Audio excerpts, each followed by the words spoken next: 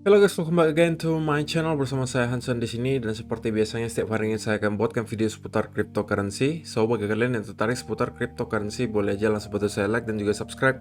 Jangan lupa juga untuk hidupkan lonceng notifikasinya supaya kalian gak ketinggalan update terbaru seputar cryptocurrency.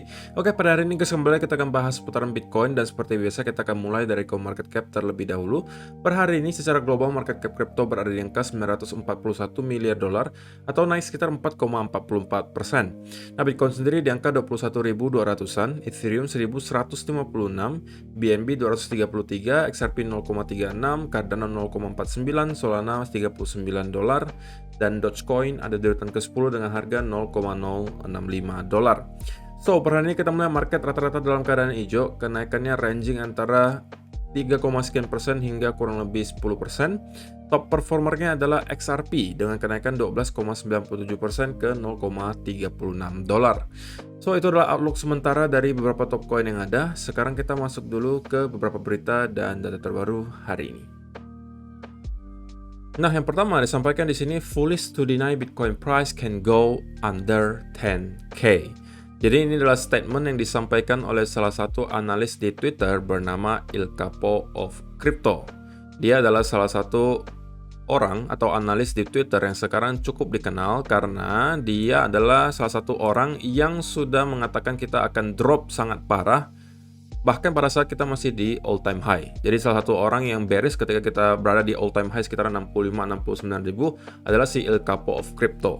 Makanya sekarang dia cukup dikenal karena prediksinya sementara terlihat benar. Dan dia pribadi sebenarnya expect 16.000 itu akan menjadi area yang sangat signifikan gitu ya, 16.000. Dan bisa jadi merupakan bottom dari bear market kali ini. Namun dia menambahkan, at this stage nobody can say with certainty whether Bitcoin will hold this range or if it will go to sub 10k price levels ever again. But it will be foolish not to have a plan for that possibility. Jadi ini juga yang saya sampaikan di beberapa video yang lalu guys, bahwa kalian jangan sampai terlalu fanatik ke salah satu senario.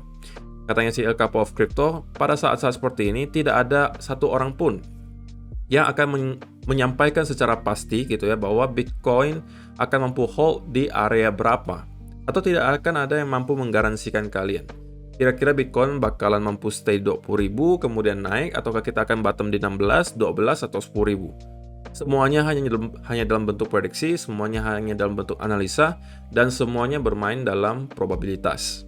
Namanya probabilitas tentunya ada celah untuk kesalahan. Oleh karena itu, menurut si Il Capo of Crypto, tidaklah bijak apabila kalian tidak mempunyai rencana gitu ya untuk menghadapi apabila Bitcoin ternyata akan mampu break di bawah angka 10.000 lagi.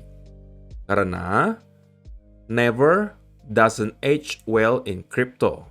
Plan accordingly. Atau sebuah kata yang namanya tidak mungkin itu biasanya tidak akan menua dengan baik di dunia kripto.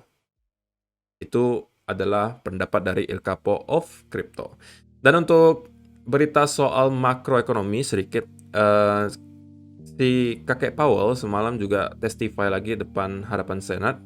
Dan salah satu hal yang disampaikan bahwa mereka akan melakukan quantitative tightening, itu tentunya bukan hal baru. Tapi angkanya sekarang berubah. Now only plan to shave up $3 trillion of its near 9 trillion of asset purchases. Jadi balance sheet-nya mereka akan mengurangi. Sejak 2020, The Fed itu ngebeli dan menambah balance sheet mereka sebesar 4,8 triliun dolar.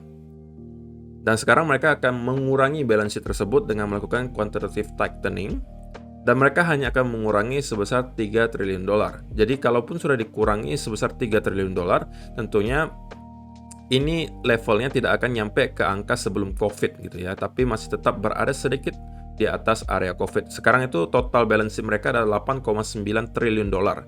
Jadi kalau dikurangin lagi ya kurang lebih dapatnya 5,9 triliun lah gitu ya. Sedangkan kalau kalian lihat pre-COVID atau sebelum COVID datang, itu balance sheet-nya The Fed sebenarnya secara eksponensial mulai decline di sini dan mencapai kurang lebih angka 4 triliun dolar. Oke. Jadi itu adalah sedikit berita makroekonomi. Nah, ini berita ringan saja bahwa untuk kalian penggemar sepak bola gitu ya, apalagi kalian merupakan fans Cristiano Ronaldo, kalian harus tahu berita ini bahwa Binance sudah mengumumkan mereka mempunyai partnership dengan Cristiano Ronaldo untuk membuat NFT. Gitu ya. Jadi kemungkinan nanti kalian akan bisa membeli NFT-nya Ronaldo di Binance. Tentunya ini adalah sebuah opportunity yang baik menurut saya guys, karena Cristiano Ronaldo ya bisa jadi merupakan salah satu pemain terbaik sepanjang sejarah sepak bola. Jadi kalau misalnya kalian mampu mendapatkan salah satu NFT pertama yang diluncurkan, ya kemungkinan itu akan mempunyai value yang lumayan gitu ya. Dan di sini dikatakan the collaboration aims to introduce soccer fans to the Web3 ecosystem through global NFT campaigns. Jadi ya pada intinya nanti Ronaldo akan buat NFT melalui Binance dan kalian akan bisa membeli melalui Binance gitu ya. Nah, yang terakhir, Bitcoin hodler data hints Bitcoin price really close to bottom, analysts say. Jadi sekali lagi, sudah banyak orang-orang mengatakan bahwa kita sudah sangat dekat atau bahkan memang kita sudah berada di bottom. Antara kita sudah di bottom atau sudah sangat dekat dengan bottom. Ini juga disampaikan oleh David Wall dan juga beberapa analis di Twitter lainnya. Kalau misalnya kalian perhatikan tweetnya gitu ya. Ini adalah data yang dia tunjukkan gitu. Adalah perbandingan antara short term holder cost basis dengan long term holder cost basis. Nah, jika kita perhatikan secara historis, setiap kali kita mendapati garis biru ini yang merupakan long term holder cost basis berada sedikit di bawah yang warna pink di sini yang merupakan short term holder cost basis, itu biasanya menandai bottom sebuah bear market. Oke. Kalau misalnya kalian perhatikan, sekarang itu sebenarnya kita belum sampai mendapati hal yang sama dengan yang beberapa kali sebelumnya terjadi, yaitu yang garis biru ini berada di bawah garis pink. Untuk sekarang kita garis birunya masih sedikit di atas, gitu ya, dan itu tentunya membuat banyak sekali orang beranggapan kita masih mempunyai ruang untuk drop lebih jauh ke bawah. Oke, dan ini salah satu indikator ini juga menunjukkan hal yang sama, di mana kita masih mempunyai sedikit ruang untuk ke bawah sebelum kita benar-benar mencapai bottom, dan dari sana kita baru akan membentuk cycle baru. Jadi untuk data ini sepertinya lebih mendukung ke arah kita sepertinya akan mendapatkan drop hingga 15, 12 ribu atau bahkan 10 ribu sebelum kita benar-benar mencapai bottom bear market kali ini. Nah, ada satu lagi guys, ini dari Ki Yong-ju, dan ini menurut saya salah satu data on-chain yang menarik banget gitu ya. Ini adalah Bitcoin exchange outflow dari Coinbase Pro gitu ya. Dan secara historis ketika kita melihat ada outflow besar-besaran terjadi di Coinbase Pro, itu biasanya adalah pertanda baik. Artinya banyak sekali orang-orang yang menarik Bitcoinnya keluar dari exchange Coinbase Pro. Terakhir kali kalau kita mendapatkan spike yang cukup tinggi itu di sekitaran area 2020 kemarin, ketika crash yang disebabkan oleh COVID-19, dan kita mendapatkan spike yang cukup tinggi di area outflow, dan ini menandai bottom dari koreksi tersebut. Di sini juga sama, kalau kalian perhatikan kita tiba-tiba mendapatkan spike ketika kita berada di bottom bear market. Di sini beberapa kali spike kita juga menandai sebuah bottom sebuah koreksi. Kemudian di sini juga sama, kita menandai bottom sebuah bear market. Dan kali ini outflow-nya itu menyentuh angka 9 tahun tertinggi. Oke, hit a 9-year high. Average inflow are high as well.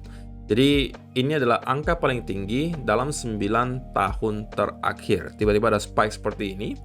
Oke, apakah menurut kalian ini pertanda bahwa kita sudah melihat bottom bear market kali ini tercipta? Ataukah menurut kalian hal lain yang membuat tiba-tiba spike terjadi di sini? Kalian boleh kasih komentar kalian di kolom komentar di bawah. Oke, so itu adalah beberapa data berita hari ini yang pengen saya sampaikan untuk kalian. Sekarang kita masuk dulu ke chartnya Bitcoin, dan saya pengen mulai dari weekly chart terlebih dahulu. Nah, di weekly chart yang bisa kita lihat sekarang adalah Bitcoin sebenarnya masih berada di bawah area 200 week moving average, dan kita sekarang sudah berada di hari Jumat. Jangan sampai lupa juga nanti ada Bitcoin option expire sebesar 2,2 miliar dolar, jadi kemungkinan akan ada pergerakan sedikit zigzag di short term movement. Dan yang pengen saya lihat tentunya adalah kalau Bitcoin itu mampu recover di di hari Minggu nanti dan closing weekly candle di atas 200 week moving average yang sekarang berada kurang lebih di area 22.500-an. Jadi kalau kita mampu break di atas area tersebut, fix kita sudah recover dan berada lagi di atas 200 week moving average, dan itu bisa jadi merupakan sebuah berita baik. Nah, kalau dari segi indikator juga di weekly chart, kalau kalian perhatikan kita masih berada di area yang sangat oversold, bahkan walaupun kita sudah bounce di sekitaran 21 ribuan, kita masih melihat indikator RSI berada di area 27 sampai 28, bahkan belum menyentuh area batas oversold-nya di sini. Jadi kalau kita mengatakan relief rally, saya rasa ini bukan relief rally yang sebenarnya gitu. Karena harusnya kalau kita mendapatkan relief rally, ini at least akan mereset RSI-nya at least ke atas batas area oversold di sini. Mungkin ke sekitaran area netral 30-an atau bahkan 40-an di sini, baru kita bisa consider, oke, ini sebenarnya relief rally-nya udah lumayan, dan kita akan lihat lagi apakah momentumnya udah cukup kuat, ataukah kita akan kembali reject dan membuat lower low baru. Nah, kalau misalnya kita lihat di time frame yang lebih kecil, mungkin di 4-hour chart, sebenarnya sekarang banyak sekali versi-versi bermunculan ya akan pattern yang sedang kita lihat di Bitcoin sekarang. Tentunya yang pertama, kita mendapati adanya orang-orang mengatakan ini adalah inverse head and shoulder, which is kalau kalian lihat ini memang mirip dengan inverse head and shoulder. Kalau memang kita di inverse head and shoulder, maka neckline-nya juga sama sebenarnya di sini, gitu ya. Kan kalau kita breakout, kemungkinan targetnya secara teknikal ada sekitaran 26.000. Oke. Yang kedua adalah juga yang dari kemarin kita pernah bahas, yaitu adalah descending boarding wedge. Oke. Ini adalah kemungkinan pattern kedua. Namun hari ini ada yang baru lagi nih, ada orang beranggapan bahwa sekarang kita berada di symmetrical triangle. Kalau memang kita di symmetrical triangle, tentunya kita sekarang sudah berada di penghujung patternnya. Nah, kalau kalian lebih prefer yang mana guys? Menurut kalian kita di inverse head and shoulder, descending boarding wedge, ataukah di symmetrical triangle? Dua dari ketiga pattern tersebut sebenarnya adalah pattern bullish secara teori. Inverse head and shoulder sudah jelas itu pattern bullish, descending boarding wedge juga secara teori merupakan pattern bullish. Hanya kalau misalnya yang symmetrical triangle itu patternnya netral gitu guys. Jadi tergantung breakoutnya ke arah mana. Kalau breakoutnya ke arah atas, maka itu bisa menjadi pattern reversal untuk kali ini. Tapi kalau kita breakdown ke bawah, itu bisa menjadi pattern continuation gitu ya. Nah, kalau kita zoom in lagi ke 1-hour chart, maka kita bisa melihat gitu bahwa sekarang kita kembali meretest gitu area trendline tersebut guys. Nah, kalau kita kemudian mampu breakout di atas area ini, tentunya ini adalah indikasi baik. Cuman yang perlu saya pesan adalah ketika breakout nanti kita perlu melihat adanya momentum yang kuat disertai peningkatan volume dari arah buyers. Nah, kalau itu yang terjadi, maka kemungkinan breakout ini valid, dan yang perlu ditunggu berikutnya hanyalah sebuah retest. Kalau misalnya kalian belum masuk seperti saya di sekitaran area di sini, mungkin ini bisa menjadi opportunity berikutnya untuk kalian, gitu ya. Tapi kalau misalnya ternyata kita tidak mampu menghasilkan peningkatan volume dari arah buyers dan kemudian kita breakout sedikit dan breakoutnya itu hanya dalam bentuk merangkak ke atas seperti ini, maka kalian harus sedikit skeptis. Dan bisa jadi ini hanya sebuah fake out dan kemudian kita akan kembali ke reject. Oke. Dan kalau ternyata memang kita mendapatkan rejection, apakah itu dari sini ataupun kita udah mendapatkan rejection dari trendan di sini, maka saya bisa melihat bahwa Bitcoin akan kembali at least nge-retest area low di sini. Oke. Dan kemungkinan akan membuat sedikit low, membuat dua wave correction dulu di sini sebelum kemungkinan kita akan kembali breakout ke atas. Jadi patokannya tetap sama menurut saya. Kalau misalnya kita tetap mampu bertahan di sekitaran area di sini, ini menurut saya masih oke aja. Dan timing terakhirnya itu ada di sekitaran Fibonacci 0,618 yang merupakan golden pocketnya di sekitaran area ini. Oke, ini timing terakhirnya. Kalau ini mampu dijebol, kemungkinan besar kita akan kembali nge-retest area lower low di sini. Oke, jadi patokannya jelas ya guys. Semoga video kali ini juga bermanfaat bagi kalian. Saya rasa itu aja yang perlu saya sampaikan sih. Terima kasih yang sudah menonton sampai selesai. Semoga bermanfaat video hari ini dan kita akan bertemu lagi di video yang berikutnya. Bye-bye.